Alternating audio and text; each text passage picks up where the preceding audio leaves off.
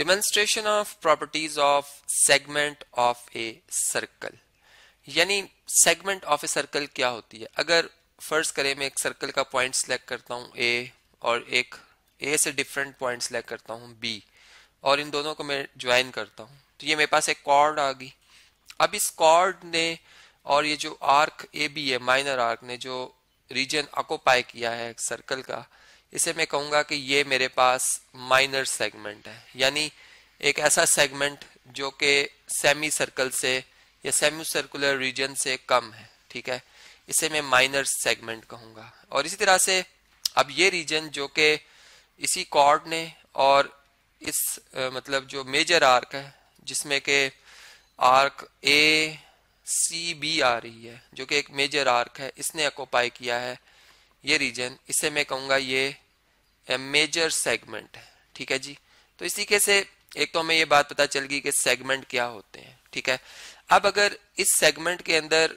रहते हुए हम एंगल्स को देखें, ये देखें ये आर्क है ए बी, ये कॉर्ड थी ए बी, और ये ए सी बी आर्क है। अब अगर हम इस मेजर सेगमेंट के अंदर एक एंगल बनाते हैं, फर्ज करें मैं एक पॉइंट सेलेक्ट करता हूं डी, ठीक है, और इस डी पॉइंट को मैं ज्वाइन कर देता हूं इस एंड पॉइंट ए से, ठीक है, जो कि इस मेजर आर्क का एंड पॉइंट है, और इसी तरह ये जो इसका दूसरा एंड पॉइंट है इस मेजर आर्क का बी से, तो ये एंगल जो एक्यूट एंगल बन रहा है, इसकी जो भी मेजरमेंट होगी, फर्ज करें 40 डिग्री होती है या 50 डिग्री बनती है, ठीक है, वैसे रैंडमली बात कर लेते हैं, अल्फा एंगल बन रही है, ठीक है। तो वही एंगल अगर मैं ए को सी से ज्वाइन कर दूं और फिर सी को बी से ज्वाइन कर दूं, तो ये एंगल भी अल्फा ही बनेगा। मतलब एक सेगमेंट के अंदर बनने वाले जितने भी एंगल हैं वो आपस में कॉन्ग्रुएंट बनते हैं, ठीक है, ये हम यहाँ से सीख सकते हैं। इसी तरह जो माइनर सेगमेंट के अंदर एंगल बनेंगे, जैसे अगर मैं ए को इस पॉइंट एफ से ज्वाइन कर देता हूँ, ठीक है, और फिर इस एफ को बी से, तो ये जो एंगल बनेंगे ये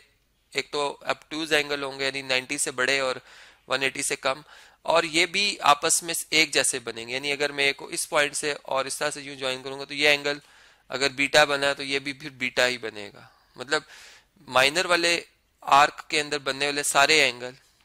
उसी एक आर्क के अंदर बनने वाले सारे एंगल बराबर होते हैं, जबकि मेजर जो सेगमेंट है उसके अंदर बनने वाले तमाम सरकम एंगल्स या इंस्क्राइब एंगल्स एक जैसे होते हैं, ठीक है। अब इस प्रॉपर्टी को हम यूज करते हैं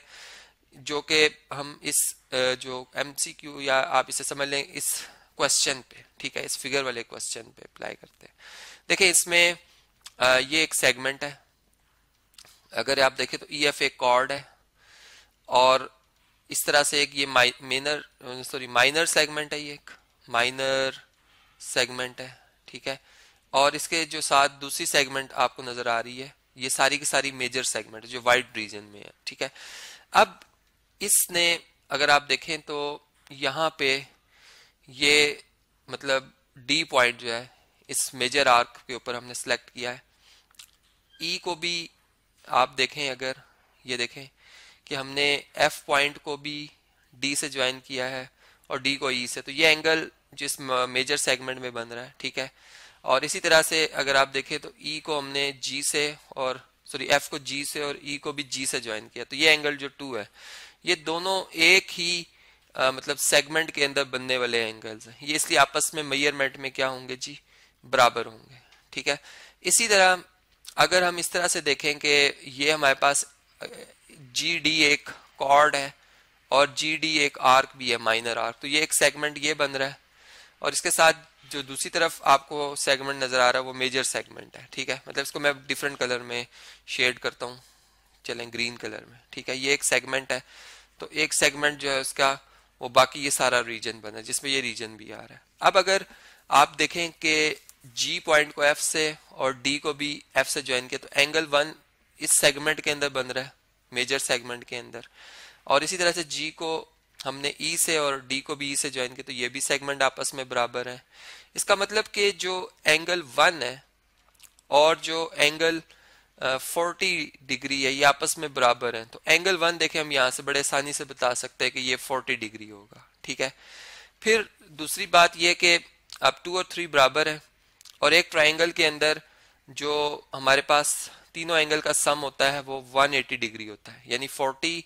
और 100 140। तो इसका मतलब 3 जो डिग्री होगा वो 40 डिग्री के बराबर, तो सॉरी जो एंगल 3 है वो कितना होगा 40 डिग्री के बराबर होगा कि इनका सम 180 बन जाए। तो अगर हमें एंगल 3 पता चल गया कि वो 40 डिग्री है तो 2 भी पता चल जाएगा, वो भी चूंकि बराबर ही है तो हम कहेंगे वो भी कितना है 40 डिग्री है। तो ये बात क्लियर हो गई। और जब दो लाइंस आपस में इंटरसेक्ट करती हैं, ठीक है, तो उनकी इंटरसेक्शन से जो एंगल बनता है